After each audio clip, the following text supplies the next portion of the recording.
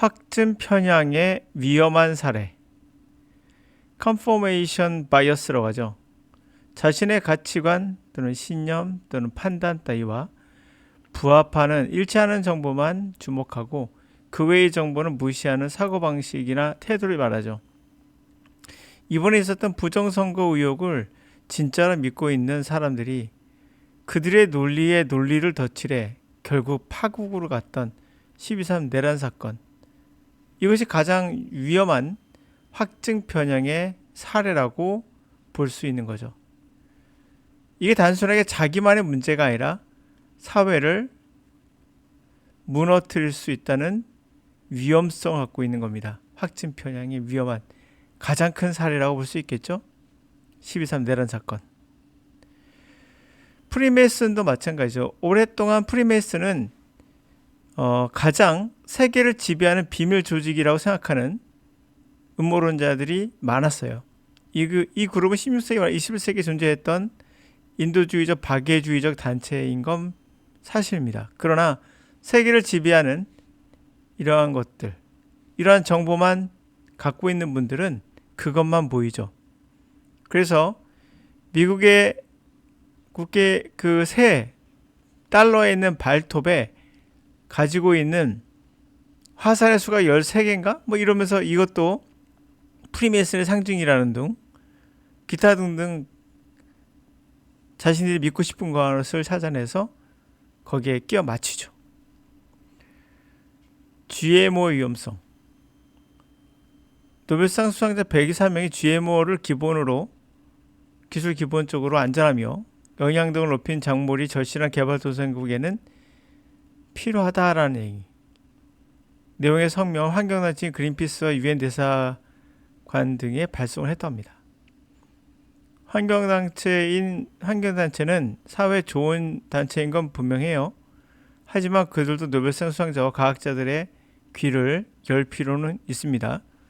확증 편향은 이와 같이 유전자 변형 작물에 한번 꽂히면 다른 정보는 눈에 들어오지 않죠. 또 대표적인 사례가 있죠. 확증 편향에. 이번에 쓴 코비드. 코로나 백신이 사람을 죽인다. 그럴 수 있어요. 부작용은 모든 게 있으니까. 모든 음식은 다 부작용이 있고 모든 것들은 완벽하지 않아요. 이것이 꽂히면은 결국에 다른 것은 보이지 않고 다 죽인다로 결말이 나게 되죠. 이런 것들이 전부 다 그 확증 편향의 위험성을 보여주고 있죠. 뭐 이거가 좀 동떨어지긴 하지만 영어도 나름대로 확증 편향이 있는 것 같아요. 암기라는 말. 영어는 곧 암기다 라고 생각하는 분들 많아요. 이런 사람들이 비과학적인 사람이죠. 그래서 확증 편향을 막기 위해서는 과학자들이 많은 노력을 해야 되는 것도 있고 여러분들은 여러 가지 의견을 들어볼 필요가 있다는 거죠. 보편적 가치에 맞는가도 생각해 봐야 되고요. 자, 밑에 있는 질문을 한번 읽어보도록 할게요. 확증 편향에 관한 이야기고요. 2024학년도 건국대 편입 영어에 나왔던 지문입니다. 출처는 정확히 어딘지 모르겠어요. In one psychological study confirming evidence bias. 하나의 심리학적 실험으로서 연구로서 확증 증거 편향이라는 연구에서 two groups read two reports of carefully conducted research on the effect of the death penalty as a deterrent to crime. 자, 이 두 그룹은 read two report, 두 가지 리포트를 읽었다 합니다. 아주 신중하게 실행된 그런 연구에 대한 그 효율성에 대해서, 효과에 대해서, 사형 선고의 효과에 대해서, deterrent to crime, 범죄를 억제하는 거로서 그 효율성이 있느냐에 대해서. One report concluded, 한 리포트는 이렇게 결론을 내렸어요. The death penalty was effective. 사형 선고는 효과적이다. The other concluded it was not. 또 다른 거는 아니다 라고 결론을 내렸어요. Despite being exposed to solid scientific information. 자, 그들이 노출돼 있어요. 확고한 과학적 그러한 정보 supporting counter argument. 반대를 주장하는 것을 지지하는 그러한 과학적 정보를 노출됐음에도 the members of both group, 두 그룹의 멤버들은 became even more convinced of, 훨씬 더 확신하더라. 뭐를? The validity of their own position. 그들 자신의 입장의 타당성을 더 확신하더라. After reading both reports. 두 가지 리포트를 읽은 후에도 그렇더라. They automatically accepted the support information. 그들은 자동적으로, 이게 무서운 건데요. 이건 의지로 되는 게 아니에요. 자동적으로. 무의식의 세계죠. 무의식적으로 결국에 지지하는 정보만을 습득하, 받아들이고 dismissed the conflict information. 충돌하는 그러한 정보는, 자신과 충돌하는 정보는 무시하더라라는 얘기예요.